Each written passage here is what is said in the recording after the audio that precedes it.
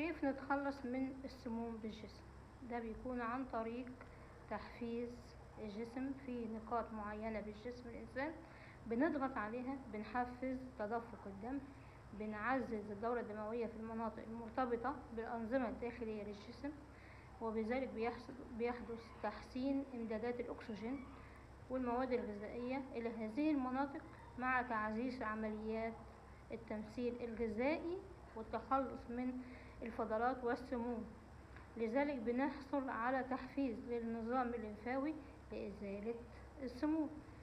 فنوضح من ذلك أن جلسات الرفلكسولوجي أثبتت دراسات عليها بعد مرور 8 أسابيع، من 7 أسابيع ل8 أسابيع، تحسن ملحوظ على تلك الحالات اللي كانت تعاني من هيك. تحياتي لكم دكتورة أمل عرفية، هلا فيكم.